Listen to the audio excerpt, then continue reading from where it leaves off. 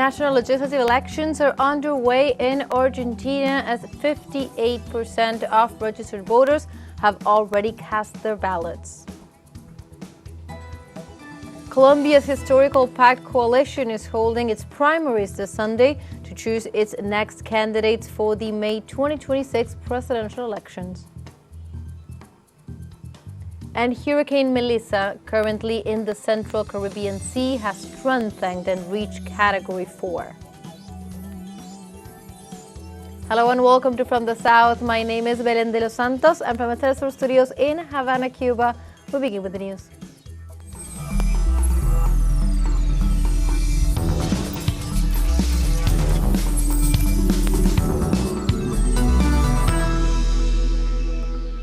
We begin with the information. As we were saying, national legislative elections are underway at this moment in Argentina as voters cast their ballots to select the new members of the legislative cabinet.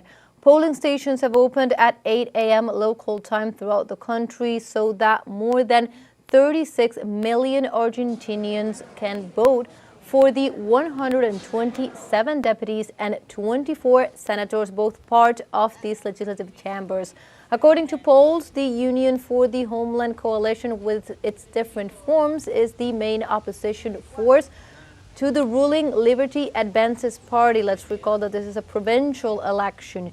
In this context, the latest report issued by the National Electoral Council of the South American nation assured that 58% of registered voters had cast their ballots by 5 p.m. local time, a percentage that is below the turnout for the 2021 legislative elections. The first election results are expected to be announced at 9 p.m. in accordance with Argentine electoral law. Also in this context, Argentine President Javier Milei has cast his vote in Buenos Aires. Meanwhile, in La Plata district, the governor of the province of Buenos Aires, Axel Kicillof, also voted alongside his wife at the Floreal Ferreira Health School. Authorities report that the election day moves forward in complete normality and without major incidents.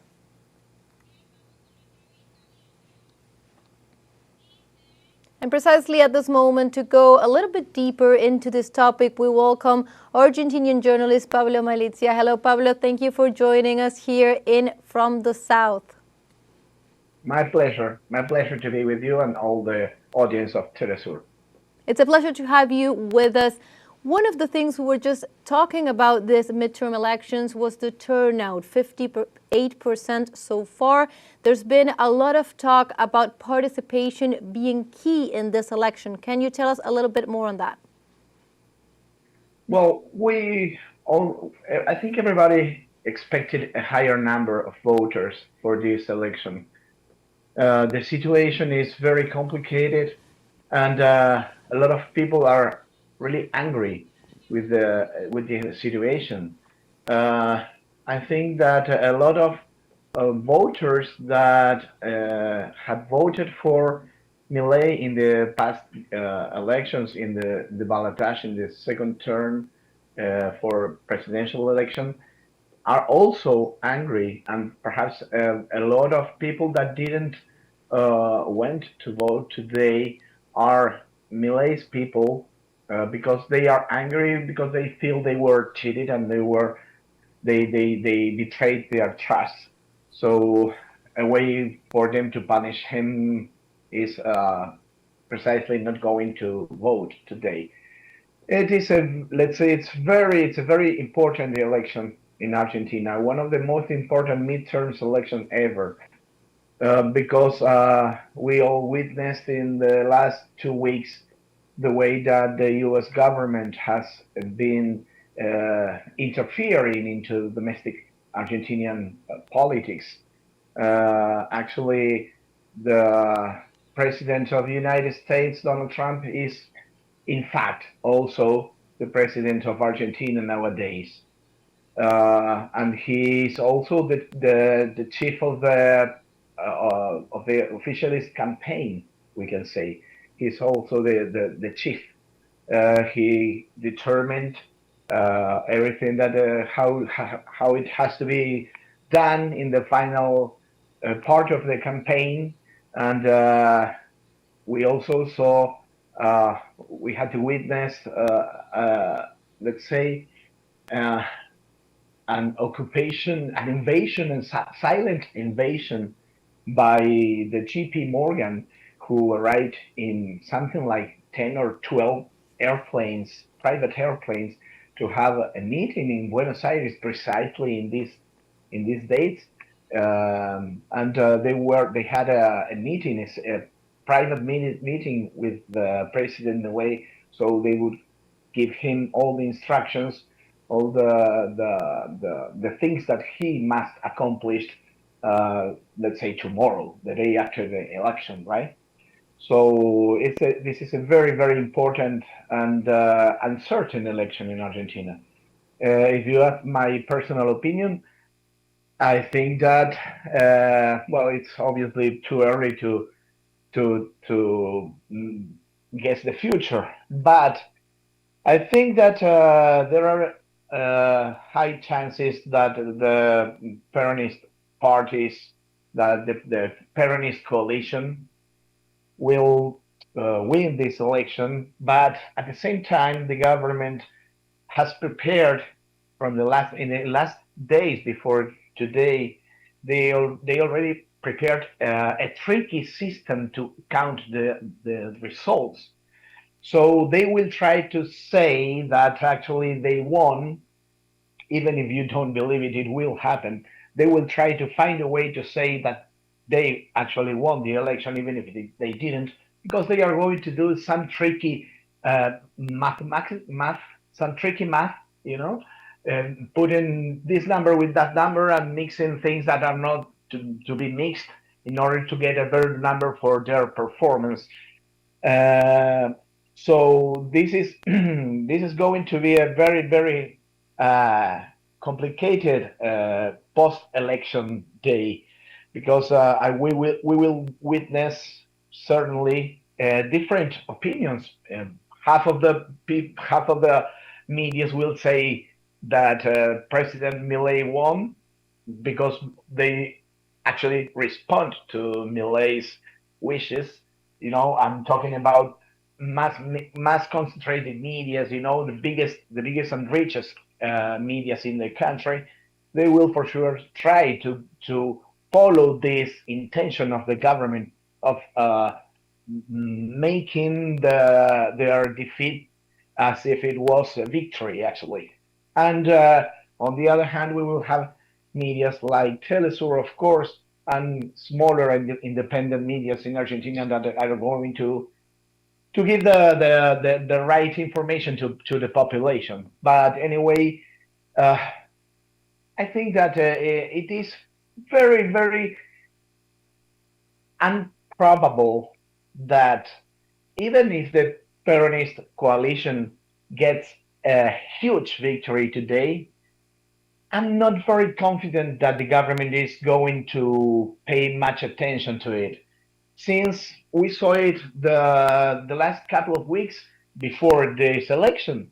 Actually, the Congress, the actual Congress in Argentina had approved a number of laws that the president refuses to accomplish, and nobody seems to be doing nothing about that. I mean, the judicial system is not doing their part. They have to force the president to accomplish the laws that the Congress had approved, but he's not doing it, and nothing goes on.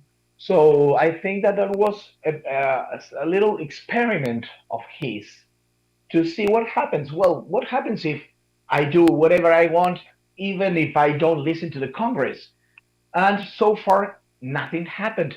So I think that perhaps this is going to make the plot thicken in a way in the near future, because if the Peronist coalition gets a good number of representatives in the Congress in both chambers, well, It is going to be harder for the president not to listen to them, but at the same time, I don't think he's going to do so, because at the same time he thinks, the president, I mean, he thinks that he has the big bad boy in the hood, the bully boy in the hood, the one that everyone is afraid of. Well, President Milei thinks that he has the big boy in the hood backing him up. So I think he will try to continue doing what he has been doing. Actually, in Argentina, we are living a dictatorship. This time it is not a military dictatorship. It's a dictatorship made by the financial international capital, and President Milei is only a puppet that is being moved by the fingers of the mainly the imperialist Western powers and the voucher funds that are the true chiefs, the true bosses behind President Milei. Now, Pablo, you were touching on some very important points here. Of course, the political and economic instability of the last weeks, also the very controversial pact with the U.S., of which we do not know much about. What is Argentina and the Milei administration exchanging in favor of all of this support just for this electoral process? And also, as you were saying, the huge interest of the government of showing a positive result, not only to its own voters, but to the U.S.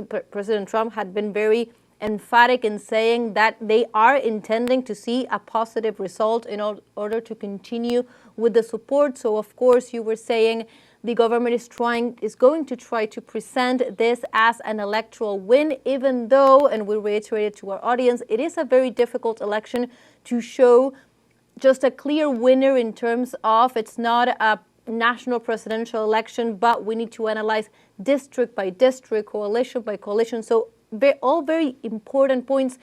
Just very briefly before we close, I wanted to ask you how you're looking at the months ahead, because definitely whatever happens tonight, we have months of the very important debates in Congress, also social unrest, and people really worried about this interference from the United States. Do you think that social mobilization will continue to rise on the streets in terms of how to put a stop to this constant interference and possible pacts that the government seems to want to move forward with?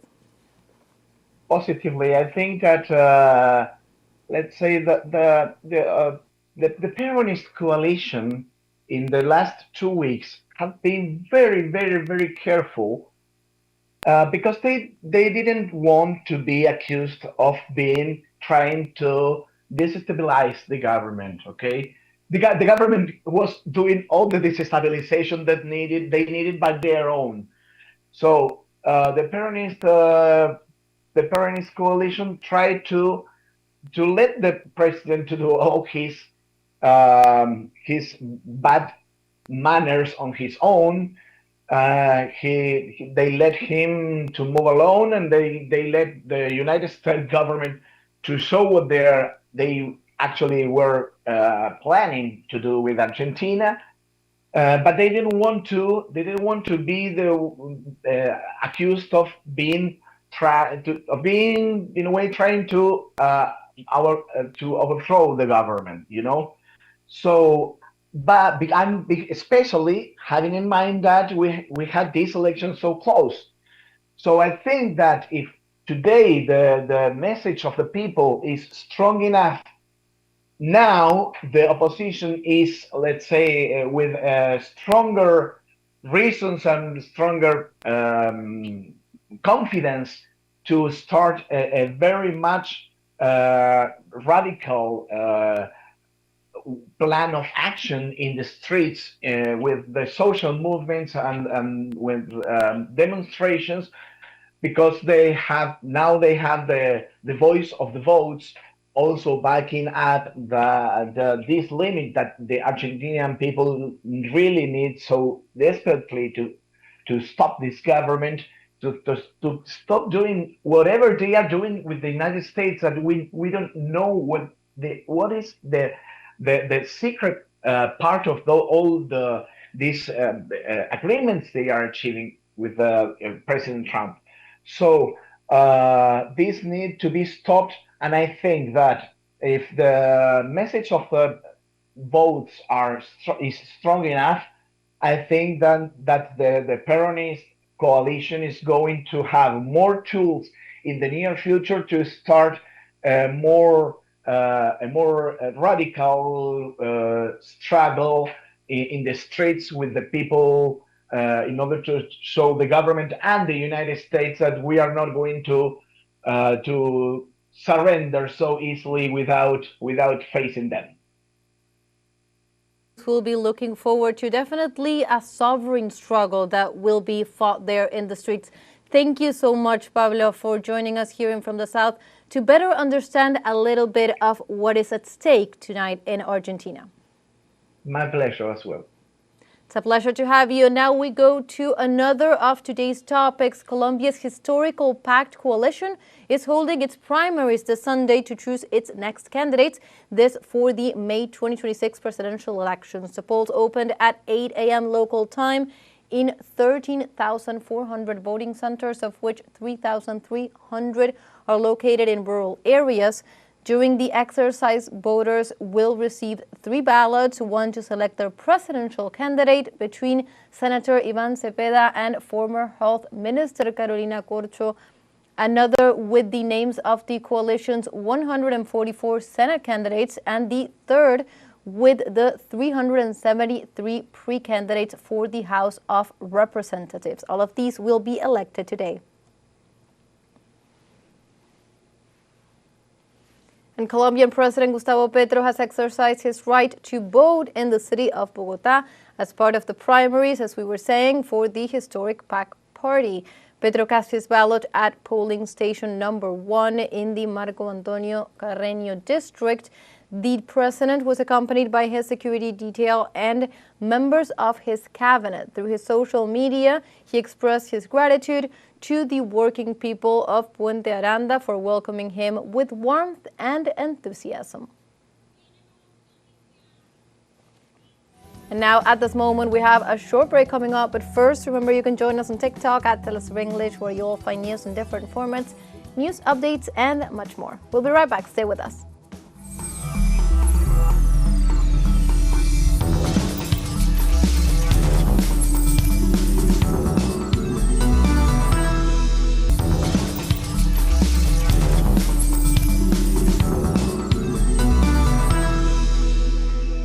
Welcome back to From the South. We continue with more information. Venezuela reaffirmed the success of its fight against drug trafficking during the Bolivarian militia exercises that were held in Caracas as part of the Independence 200 Coast Defense.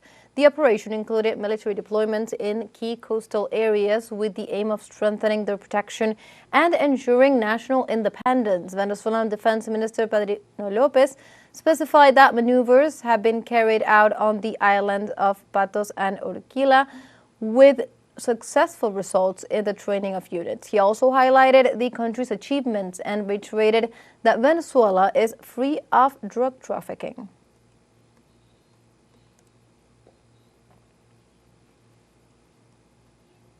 And the government of Barbados denounced the frequent threats by the United States to peace in the Caribbean region.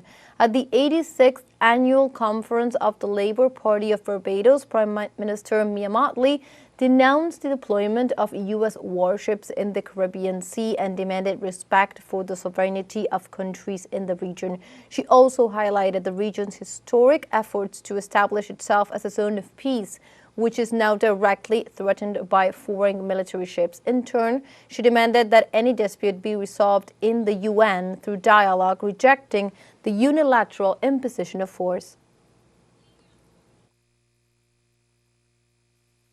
Ahora estamos enfrentándonos a una multiplicidad de amenazas. We are now facing a multitude of threats.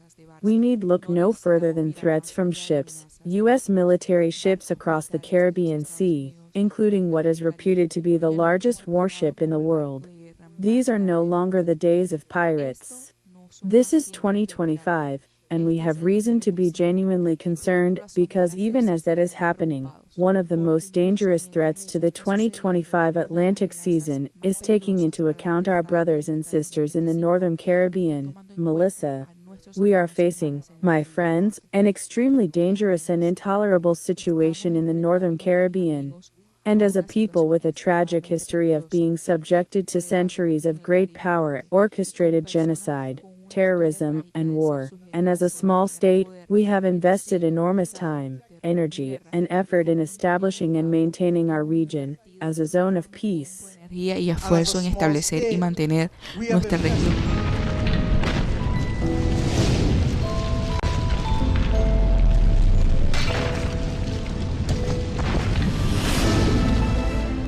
We continue now with other topics. Hurricane Melissa, currently in the Central Caribbean Sea, has strengthened and reached Category 4. Hurricane Melissa is expected to make landfall in Jamaica in the coming hours, while Haiti, the Dominican Republic, and Cuba have heightened alerts. The hurricane currently has sustained winds of 220 kilometers per hour, moving slowly west-northwest at just 7 kilometers per hour. According to regional forecasting centers, the slow movement makes the storm more dangerous as its prolonged presence in the same area brings heavier rains, higher storm surges, and stronger winds. The U.S. National Hurricane Center reported when the hurricane was 195 kilometers from Kingston, Jamaica's capital, that the rainfall situation could be catastrophic, warning also that within less than 24 hours, Melissa could intensify into a Category 5 hurricane.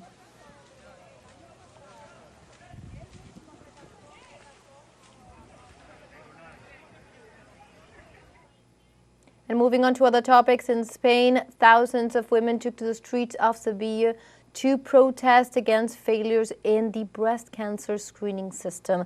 The irregularities, which include delays in testing, modified reports, and lack of communication with patients, have sparked a wave of public outrage and the call for a large march by the Association of Women with Breast Cancer, AMAMA.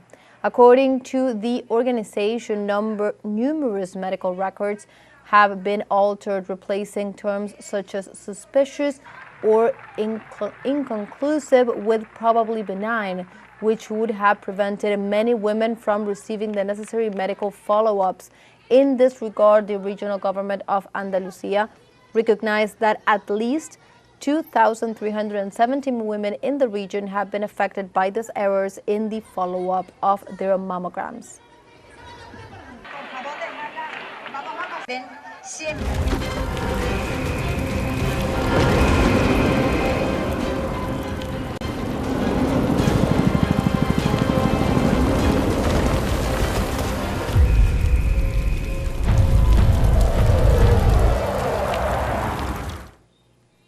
And the Euromed Human Rights Monitor warned that Israel's continued refusal to allow international journalists, correspondents, and forensic teams into Gaza constitutes a systematic policy to erase the evidence of genocide.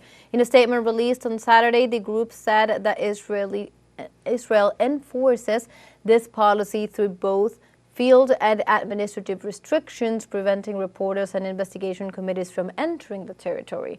Euromed argues that by blocking access, Israel aims to impose a complete media blackout, concealing the true scale of destruction and civilian suffering. The organization is urging the United Nations and the international community to ensure immediate, independent access for journalists and forensic experts before critical physical and biological evidence is completely lost. And like this, we have come to the end of this news brief. You can find these and many other stories on our website at telesurenglish.net.